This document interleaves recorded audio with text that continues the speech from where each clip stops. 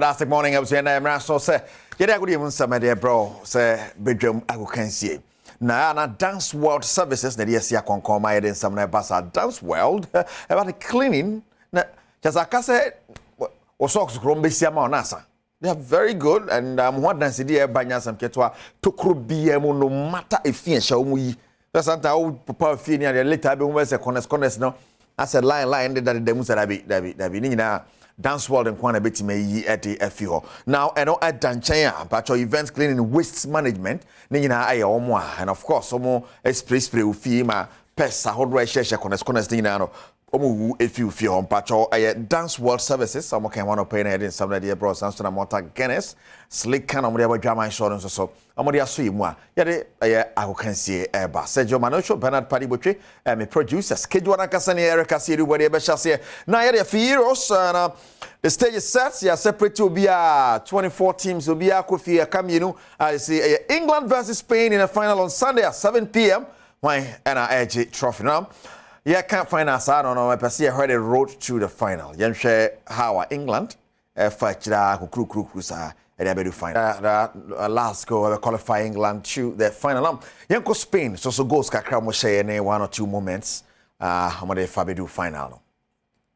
Sunday 7 p.m. and on Spain and England at the PM so and of course that same day na ye hwenimo sahimachino the Copa America final be paso but Sunday near about 3rd place the Copa America they about 3rd place and so then Canada and Uruguay and the PM so nothing so ya say kwambia so no ade in Monday no Colombia and of course Argentina and one player among homeless year par for Colombia James Rodriguez and here semi final no be see akọ the PM biano ya won some ebe broadcast channel so sa FMI Dance World Services amoke ho ne dey and some no banana by Dance World the banana cleaning bia Dance World for the bia o count so can inside the brew Dance World be cleaning niti pa na wo the amayenko people e the Black Queens of Ghana wo mo akache Ghana and Japan or friendly game back kwa say the Japan the Badwam ahead of the Olympic Games Ghana the Badwam ahead of the women's AFCON be baso nti kwambia so na dey na the pa coach Nora Haptel on the coach penny part of the Black Queens on in some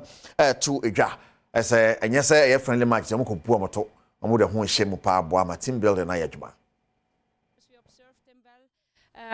They are the world champions from 2011. I think they have a fantastic education in Japan, good academies. They play a possession football like we like it also in Ghana. It's very structured, very organized in the defense. So it's really, for me, it's one of the top 5 teams in the world. It will be not easy. So for us, I think it's a good challenge to raise and develop our defense. So we worked already a lot on this, and of course we need to ensure that on certain moments we also have the possession, that we not only run behind the ball, but it will prove us on another level defense-wise, and I think we will learn a lot in this game in terms of, okay, this is working on this level, we are good in this, and then there are maybe 2-3 things we also need to improve. Right, and so Nora Haptel, head coach at the Black Queens of Ghana. Now, if you Black Queens in Kopiemu the Confederation Cup and the CAF Champions League. Now, some test D Ghana Nimo acquire Franca in the CAF Champions League and Kopiemu Confederation Cup Nimo atum say yes, what man echo and yasam get to acquire draw no. In such a man who do an enable. Samson a summer test also who do an enable. Sergio Manocho at the draw to Twaso. FC Summer Test and Victoria United I can see no September ne de toso dumiensa and a first leg ne baswa. Cameroon memu and Victoria United for yi etron sadia fresh Samates a fair return leg and so September ne de toso aduno and my Ghana muha Samates etna fi atron sadia fresh Victoria United emu peyetine na Samates place ne so mari ataso pa e wo so muni experience bia de and also san so match Ghana leg no ya wo modern no wosoro nti o magine mate o my Ghana nim when you qualify for the Champions League you have to expect any club from any country. So picking playing against Victoria, no, I think though they are not famous as we know other clubs to be, and then whereas yes we in Africa and yet Nipa be bringing Samatex. Sure. I think so on the whole, no, I think so it's a fair judgment for FC Samatex. The CAF Confederation Cup no nso atraman and atena fie and a first leg no August ni da tosu dunson one elect sport your new free chart Edia Bosso na August ni da tosu aduonu 9 return leg no nso atraman call chada on elect sport for no so Edi bobomu kai hu ni say akensie nyina ya de ho yi mu wa obetin kunim no ba ku bi wo wa obesen ye firi ho ansa na group stage na nkasa wakopiem.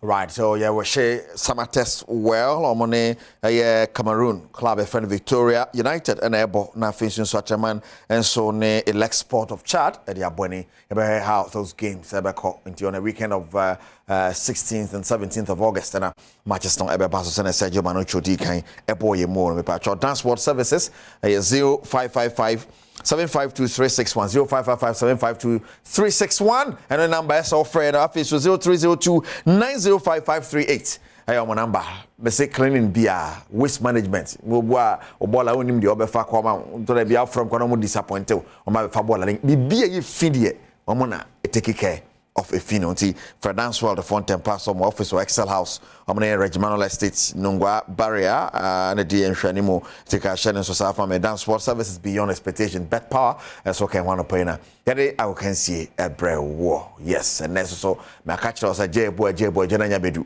and ye feeder into sane ye kan no and the energy sector and ye share ase eti empanifo fi NDC and empanifo fi MPP and e ba na wa beto mo no mutu ayobo actually name on betima the omaye twam and yes sectorial debate it is on me fi sukoya na gese ye to aso ana bibia so atimakoye afia man kwata makura pomode won san beba de now so ye set stage no a me patcho yiwasum ne tie ne ye na de kokromutie na ko team so nyete maame won NDC ntimiso mo NDC ne ba po cheda ntimiso mo cheda da bi tie de obi ade ba se abato na fi sa na ye de to no so ntene ye start fi energy sector ayobo ama what you see pa no wasama no Sergio Manucho Bernard Paribo tweme producers Kejwana Kasane Eric Asiedubwedi koso hebedwam